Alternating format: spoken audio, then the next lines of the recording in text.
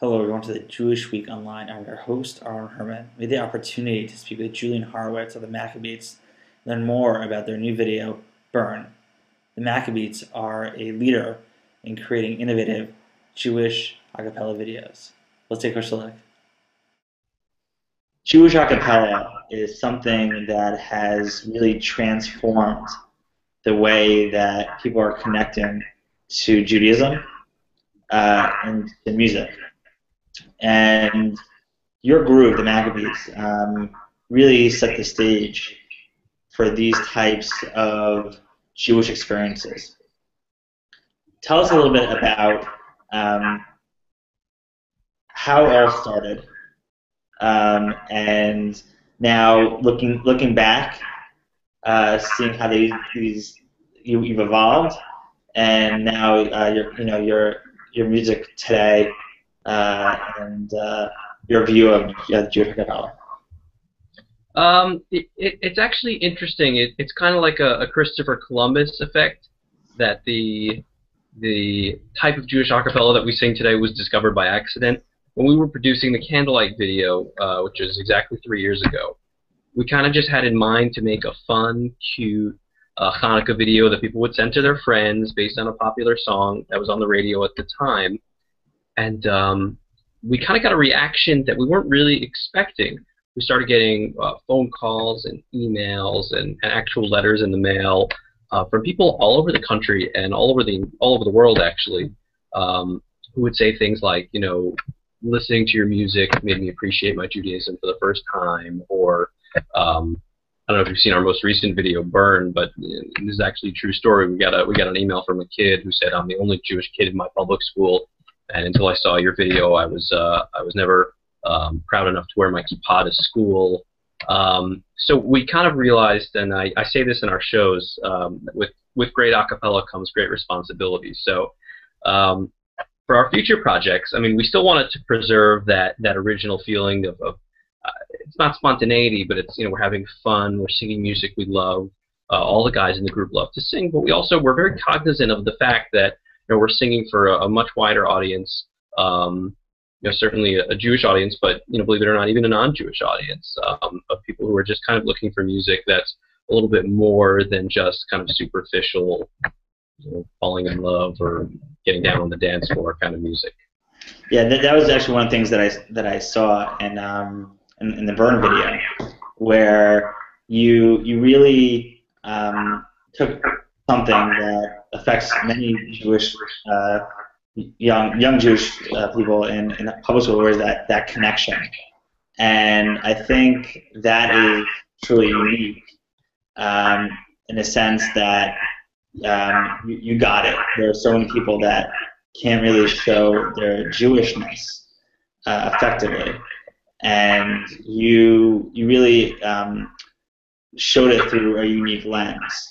And I think that there's been, I feel like there's been thousands of things to become videos. Yeah. And every time I see that, there's like the inappropriate Hanukkah videos, and then there's like the great videos. And Burn, for instance, falls into the great videos in the sense that you're trying to connect in a different way. How have you evolved as a group since the beginning of Candlelight? Musically, we've evolved in a few ways. I think we've matured. We've released some original music. I think our arrangements, our production, our performance have all gone up in quality. Again, slightly thanks to us, but also slightly thanks to the wonderful team that we've been able to put together. Our first Candlelight video was shot by the director himself on his I guess good but rather inexpensive point and shoot camera. We now have full crews and lighting, and it shows in terms of production value. But also, every time we've toured extensively over the last 3 years. Every time we go to another community, I like to think that we learn a little bit more about our audience. We learn a little bit more about the people that we're singing for. We meet people from all walks of life, and I think it really helps us tailor our music towards their experiences, towards their challenges, towards their aspirations. Before Candlelight, for example, we hadn't gotten that email upon which we based the burn video, and even though it's just one email about the kid, in that public school, we've heard stories like that from all walks of life, and I think I said it before. We actually get emails from non-Jews as well who tell us that their music inspires them to be proud of who they are, or proud to express their religion, or some other way that they feel, and it's really been wonderful. And if I could just add one other thing that kind of came along with our the proliferation of our music, is we've actually been able to partner with the Gift of Life Bone Marrow Foundation and raise, I think to date, over $115,000 to find life-saving matches, genetic matches for people who have leukemia and other forms of cancer, other illnesses. I think we found to date, I think it's 14 or 15 actual life-saving transplants, and something we never really could have imagined, actually saving people's lives 3 years ago, just because of this wonderful medium of the internet, and just being able to spread our music and spread our message and really get to people. How does it feel to become the standard now that you evolved as a group, as professionals? You can see, especially in the burn video, the professionalism, the storytelling, which I think a lot of videos try to become, but you really set the bar at a certain level. I mean, if you want to succeed, this is how you do it. So how does it feel to have that type of, you said great acapella is great responsibility. It's exactly what it is. You're like the granddad, and you're nope, that's not what you do. This is how you do it. Believe it or not, there's actually a lot of pressure. For example, in the weeks leading up to Hanukkah, we get anxious emails from fans saying, I really, really hope you guys release another Hanukkah video this year, because if you don't, I'll be really upset. And we're like, hey, whoa, we're busy people, but on one level, there's a lot of pressure to perform. But on the other hand, that challenge becomes an opportunity. We realize that we do have a kind of this wide audience who are very hungry for our content. So it allows us to really be able to go out there and say what we want to say, in as strong and bold a way as possible.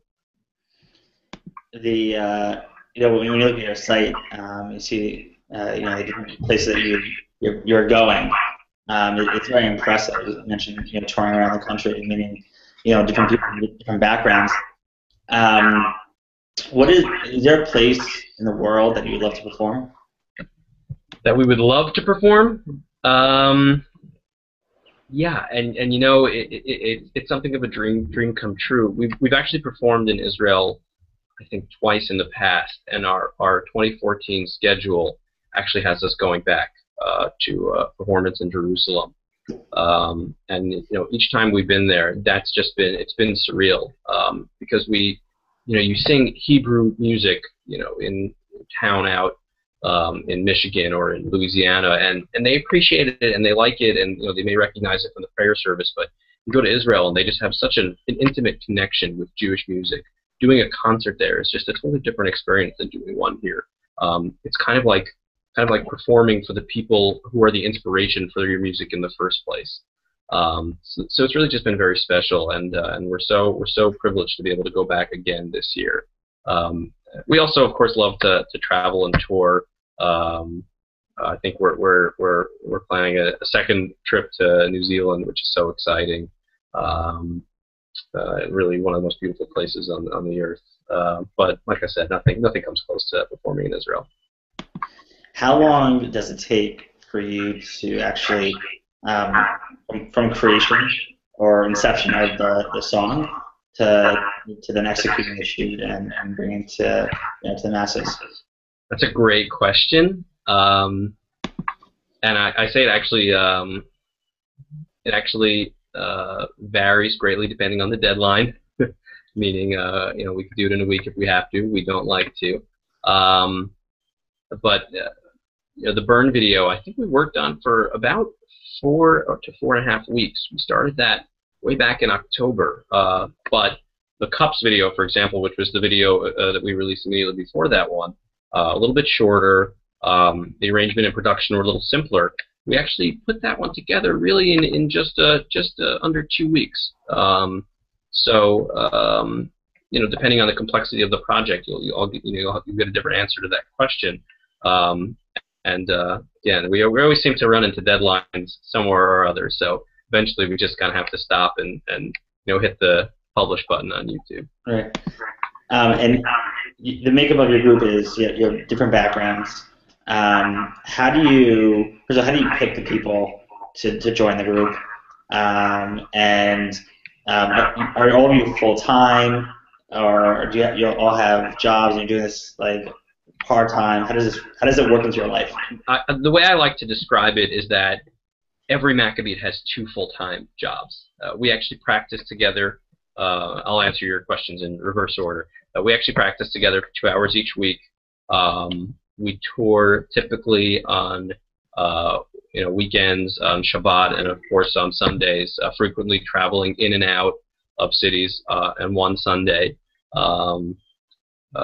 So it really is, and everyone's always involved in the emails and the discussions and the creative process. So it really is a heavy workload, but everyone else also has something else going on.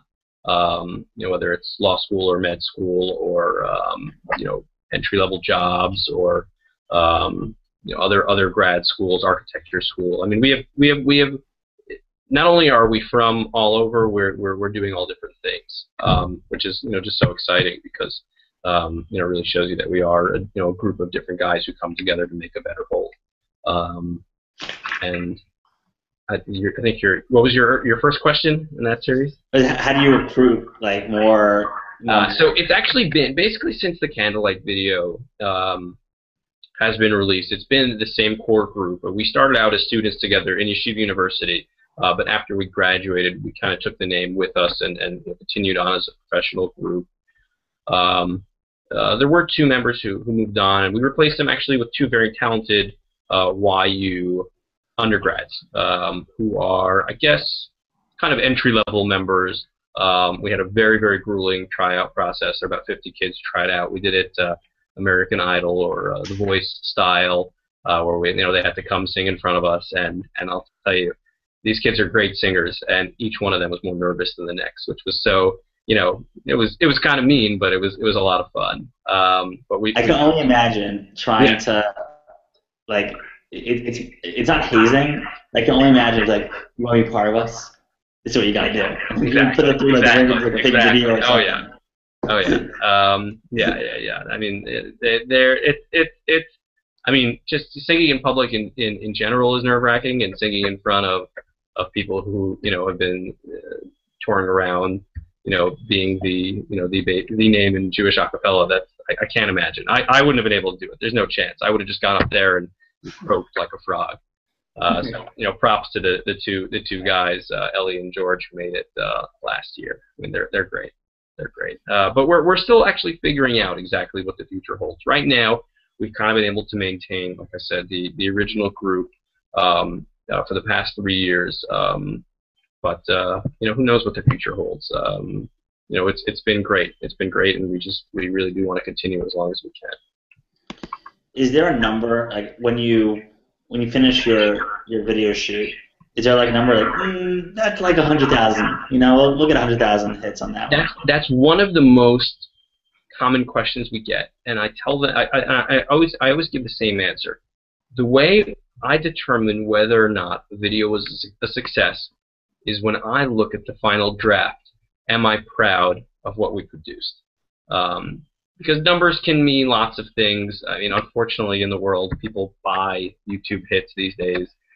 It's beyond me why they'd want to do that.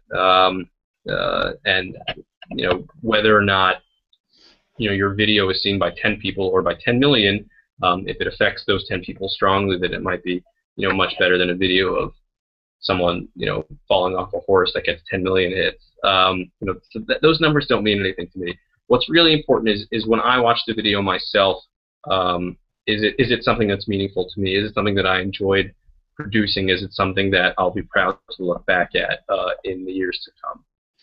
One of the other things that I love in your videos is that you pay homage to your beginnings of always having a NASA suit. in the video. Was that something like that has to be in every video? Is that like a superstition? Yeah, we talk about that. We talk about that. It happens to be that this last video had the lyrics, "They're gonna see us or hear us from outer space." So we're like, all right, it has to go in this one. We're curious how long that gag is gonna go. Right now, we're letting it do its own thing, and it's it's something that our fans have picked up on. People actually show up to shows in NASA suits, in astronaut suits, which is a lot of fun. So we're keeping it on for now. Where can people learn more about your group? Well, there's two very important. Well, I'll list four very important places. Number one is for the most, I guess, up-to-date updates, pictures, what's going on. Check us out on Facebook and Twitter. That's facebook.com/Maccabeats, twitter.com/Maccabeats. For a little bit more information about the group, we have an FAQ section, pictures, upcoming performances. Go to our website. That's Maccabeats.com. And then just going back to what I was saying earlier, we are doing a fundraiser once again this year for the third year in a row. It's been really, really great so far. But whatever help we can get, either spreading it through social media or by donations or simply by contacting Gift of Life and having your cheek swabbed. We have a website for the Miracle Match Foundation called MakeSomeMiracles.com. That's MakeSomeMiracles.com. And that's in conjunction with Mayim Bialik, who's helping us out with that campaign, which is really, I think, one of the things that we're most proud of achieving over these past few years. Great. Well, thank you so much for sharing some insight into the workings of the Maccabeats. All right, thanks. I wish you luck in inspiring our local and global Jewish community. Thank you so much, and happy Hanukkah. Happy Hanukkah. Okay, so long. As you can see, the Maccabees are not just a Jewish a cappella group that creates fun Jewish videos. They have a deeper meaning, trying to educate the community at large about the importance of Jewish values and truly being a light unto the nations. This is Aaron Herman. Thank you for watching.